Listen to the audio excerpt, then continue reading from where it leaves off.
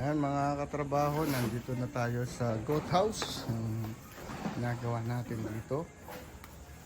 Ayan, ayan, may laman na rin itong mga ginawa natin kulungan mga katrabaho. Ito, si Red.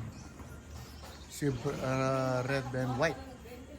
Ito naman, yung isa malungkot. No? Oh, bakit? Anong problema mo? Bakit ka malungkot? Na? Ha? Tayo ka dyan.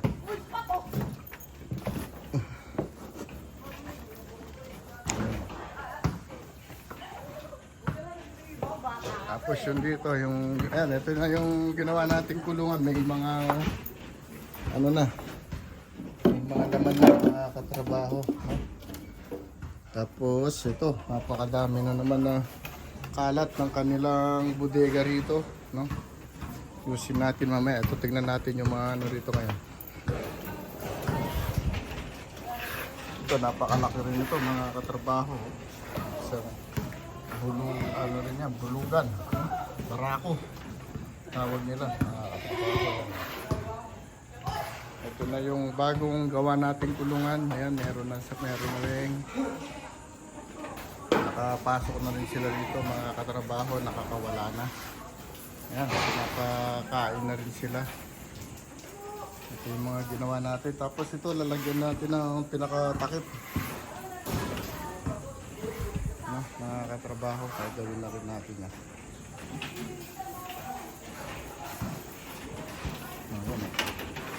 Tapos dito, gumagawa sila ng kainan, mga katrabaho.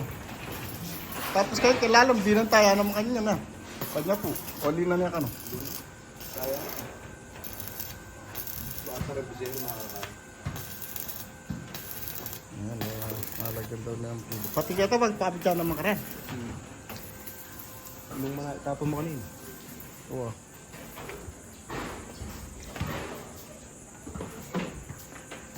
Ayan, mga katrabaho.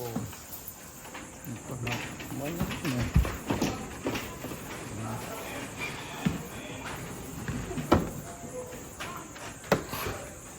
Ito, lalagyan natin din ng takip ito para hindi nila nahihigaan, no, mga katrabaho, yung ating kainan nila.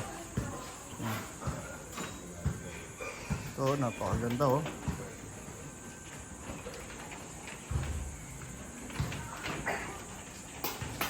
Trabaho, yung ginagawa nila rito, silipin din natin para makita ninyo. Ayan. Ay! Ito ko yung ginawa ni Boss Rola, no? Napakaganda. Ayan, oh, yung mga feeders nila nandito rin. Ayan, naka-fix din po yung pinaka-feeders, no? Ayan, oh. Ayos yung pagkakaano nila. Ayan, napakatibay, oh. Ay, yun pala. Thank you. Ayan, nahulog daw yung 200 pesos na sumama sa paghugot natin ng cellphone, mga katrabaho. Ayan, gumagawa pa rin. Itong area na to, pag halimbawa daw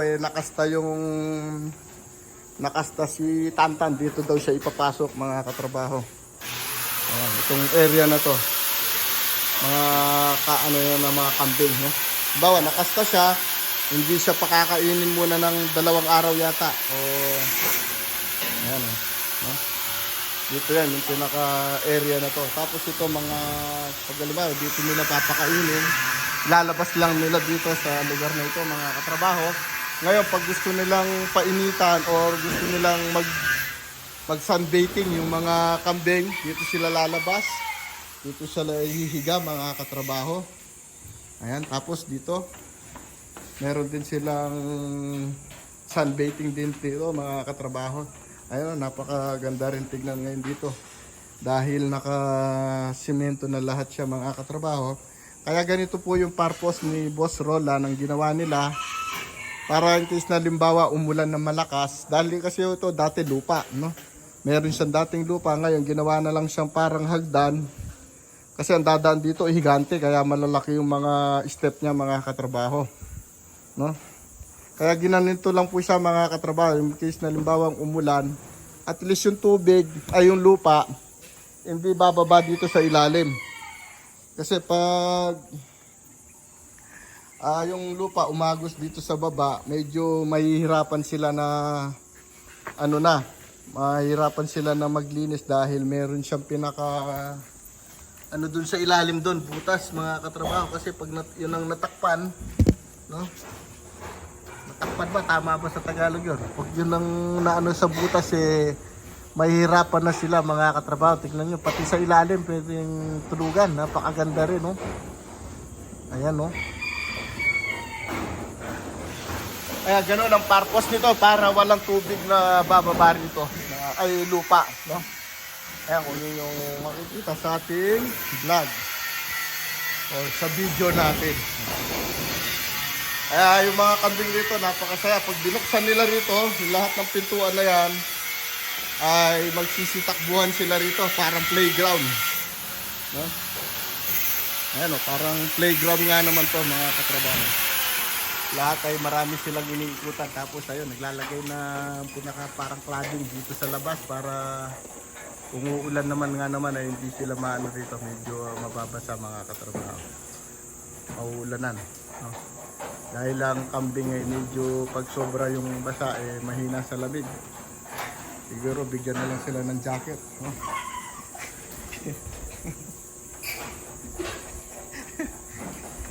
Linabigan sila mga katrabaho. Ayan, feeders pa rin yan. Mga kainan pa rin. Siguro dito yung mga malakihang yung mga kambing na malalaki rito rin ang ilalagay din dito mga katrabaho.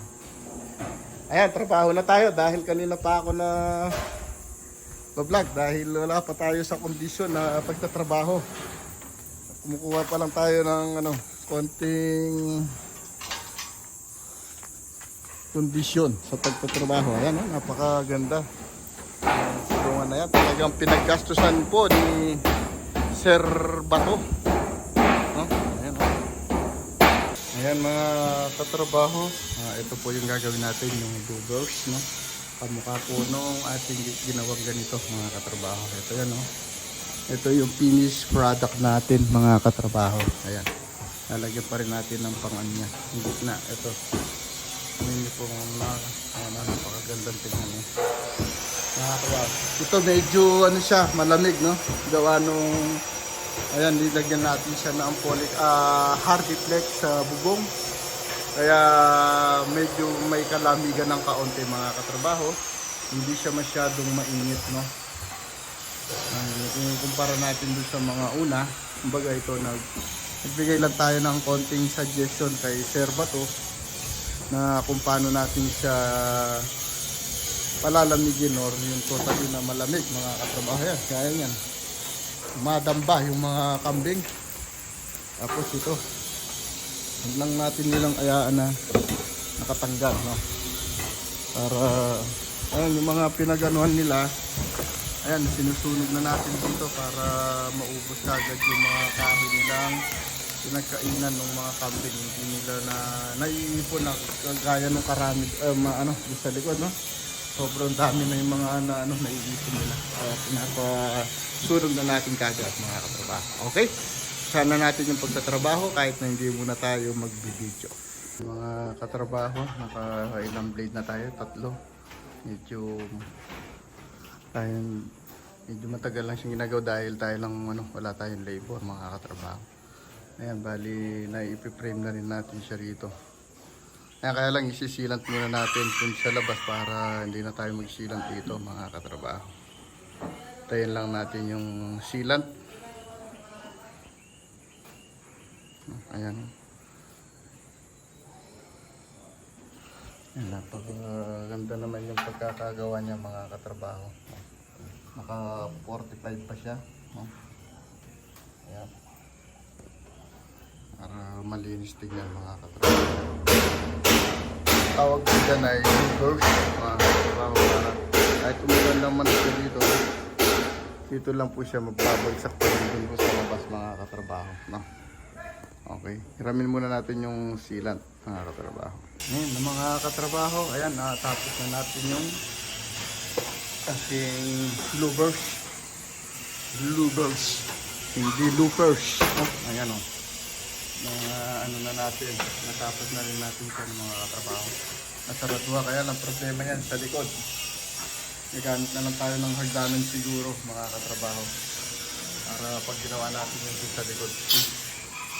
Totally nakasara na, no? Wala na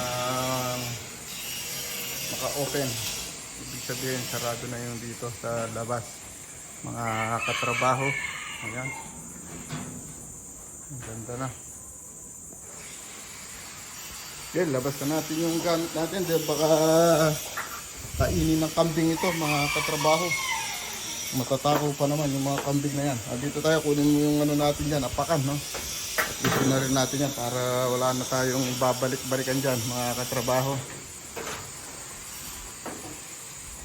Ayan, naubos na rin yung kaninang kahoy dito, yung bagong ano pa lang, baba. Oh, ngayon malinis na. Wala na. Okay, sarado na natin to. Oras natin, ayun, oh. Nagsashot si Don Pakundo. Kaya Don Pakundo. Pakondo ka pa rin. Ayun, Pakondo pa rin. Si Don Pakundo. Ayun, punta muna tayo dito para makita natin yung ating pinapatrabaho rito. Ayan, okay na, oh. Medyo maganda-ganda na rin dito.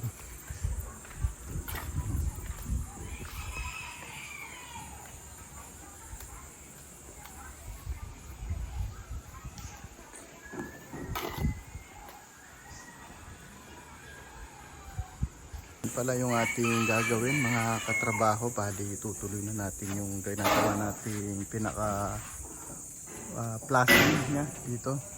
Kasi dito mga katrabaho, hindi tayo pwedeng maglagay ng gutter gawa nung maraming puno, no? Ngayon ang ginawa natin mga katrabaho para medyo mas magandang tingnan no, dito sa harap. Ayan, ginawa na lang natin, dinagyan na lang natin ng pinaka pasya, no?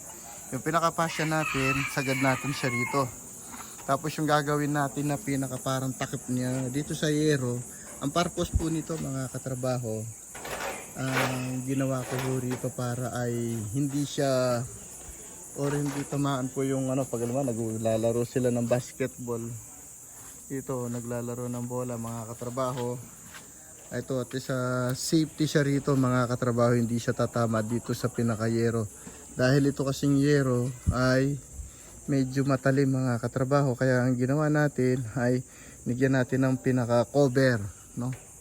Ayan, medyo baluktot pala yung nagawa nating pinaka takip niya rito mga katrabaho. Mamaya pag medyo malamig siguro ay i-adjust na lang natin sa bandang gitna mga katrabaho, tatanggalin natin, no? Ayan, oh. Ayan, para maganda. Ayan, pagpasok ko ng tubig dito, ayan, ano ko na lang po sa ipapaliwanag natin. Pagpasok po ng tubig dito niyan ay diretso pa rin siya rito, no? Kumbaga, ito yung pinakatakip lang niya mga katrabaho. Ayan, bali aagos pa rin yung tubig niya dito mga katrabaho. Pag pumasok ang tubig, ayan, lalabas siya rito, mahuhulog lang siya rito, bali babangga lang, magbabounce lang siya rito mga katrabaho. Itong pinaka pasya natin, no? Kaya ganun po yung ating ginawa.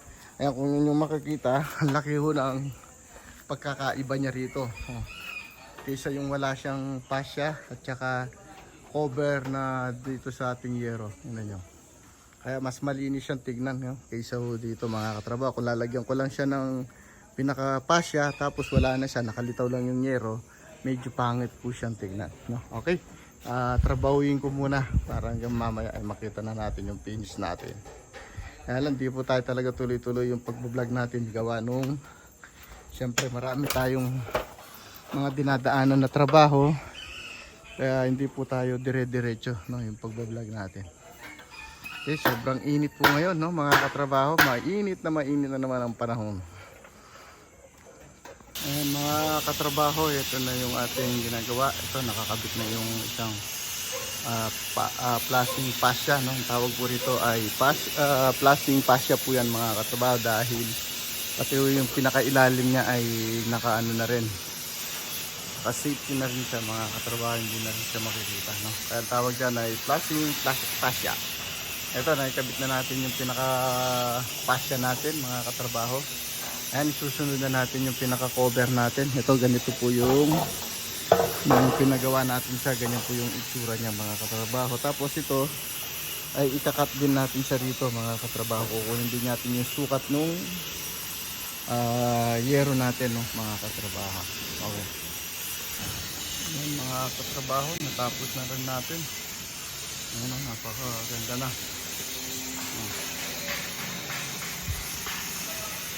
Ayan,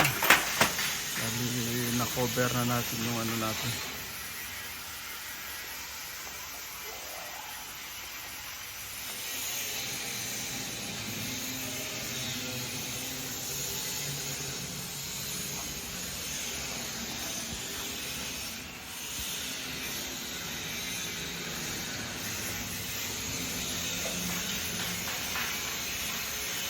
Yan, bali dito yung ano, mahuhulog yung tubig yan, mga katrabaho. Dahil hindi natin linagyan ng gutter, mga katrabaho. Bali dito lang ang bagsak nun, mga katrabaho. Dito siya magbabounce, mahuhulog siya rito, mga. Kaya hindi rin mababasa yung yung sinepa natin, no. Ayan, diretso. Ayan, napakaganda na ng ating kulungan ng babo, ay kulungan ng ano, kambing.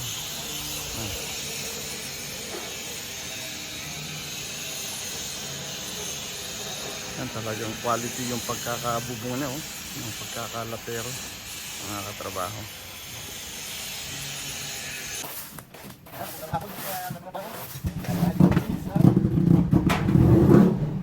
Ako, sinapos mo na ng dahon. Sarap po.